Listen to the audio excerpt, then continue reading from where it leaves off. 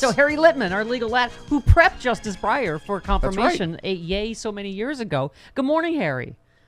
Good morning, Steph. How are you? What would Amy Winehouse say? All right.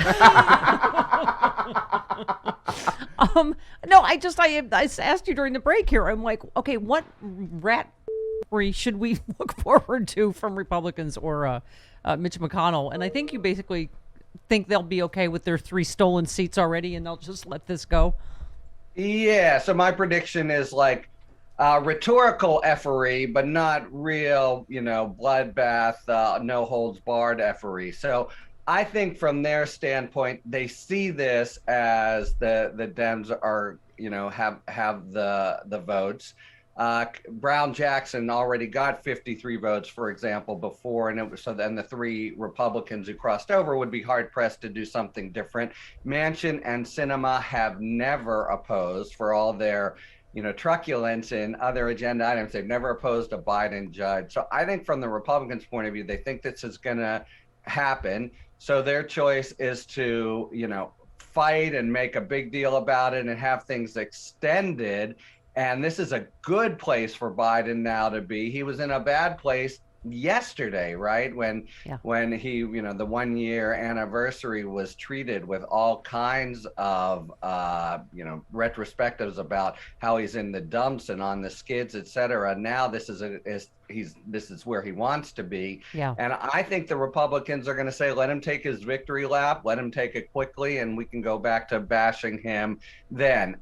Certainly there'll be a lot of Republicans will be bloviating about liberal values and this kind of stuff, but I don't think McConnell will ever be making a serious effort to try to derail the nominee. I feel like their racism has just gotten so much more overt, though.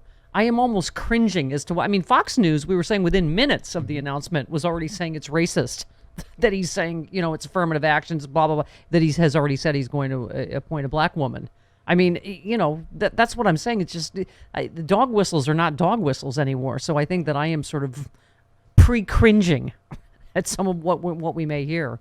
Look, they'll make those points. I was on Fox last night. That was the first point, and I think I responded to it as Biden might. But there's no doubt that they'll try to wave some red flags to their constituency while this is going on. I just don't think anyone will be seriously mounting a challenge, as like the Dems did, even when they didn't have the numbers because the stakes were so high. But as you say, that effery has left the station. So, Breyer, probably, by the way, he was the least, he was no liberal lion. He's a liberal in the classic sense of believing government can do good for people. But his voting pattern placed him, slightly to the right of the other 3 when there were 4 of them. So I think this appointment likely nudges the court a little bit, but, the 5 are monolithic now, and they don't care. Yeah. I mean, that's the tragedy of it. This was interesting, Harry. You have, an insight that not many people have. You've done a lot of clerking at the Supreme Court, but also prepping Breyer for his Supreme Court nomination. You said some very sobering, even ironic words from Breyer when he was nominated. He said, where else in the world can people be as certain as we are in America that 100 years from now they'll be able to vote in a free election to choose a president and a representative in Congress? Really ironic now. How poignant is that, right? Yeah. This was a big, I'm thinking about that speech when he in '94. So he's this very professorial, kind of pointy-headed. I say that as a pointy-headed guy myself, guy. But he staked his claim at this very speech in '94 in the Rose Garden. I was there, about being a sort of regular, person and the measure of law is what it does for the people. And I was thinking about that because he's going to have the book-ending speech today. So he wanted to be thought of as a pragmatist and a collegial guy, and I think he was that way in manner and largely in votes too. He really believed in the administrative state. He could be pretty professorial and dull in his writings.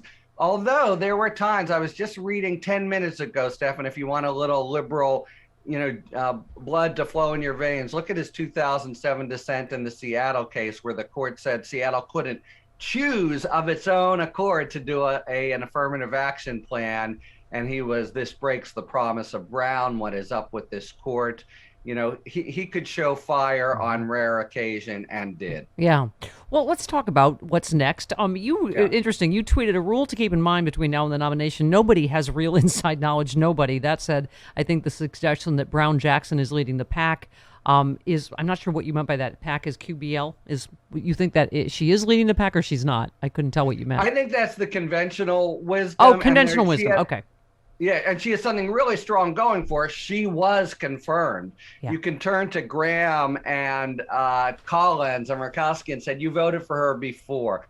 But Leandra Kruger, so first, you're going to hear a lot about Childs in South Carolina, but I think that's got everything to do with Clyburn's championing of her. I just think Kruger, she's 6 years younger. She was in the SG's office. She's argued 12 cases up there. I think at the very, very, very rarefied levels of the Supreme Court, she's, slightly more of the mold's a funny word here because, of course, we're breaking the mold with an African-American woman. But I think she's really a very top quality candidate, but for the fact that she's a state court judge, so wasn't confirmed in the federal system, I would see her as the front runner. To everybody's racist, it's affirmative action arguments, you said both have a platinum-plated resume, every bit as prestigious and rarefied as those of the last several appointees, including the most prestigious clerkships in the country. So, Breyer, they all court in the Supreme Court. Although this woman from South Carolina, whom Clyburn champions, one of the things, and I think you'll be hearing this, Steph, a sort of talking point of it shouldn't always be Harvard and Yale, and she's got a more, conventional or standard background. You want to really think about people when they get up there duking it out with Alito and Gorsuch, et cetera. And, here's one occasion, I'm not just pointy-headed, but I guess fuddy-duddy-ish here, where, the credentials stand for something, and they stand for the ability to really be able to take the debate that to the other side. And that's important. Yeah.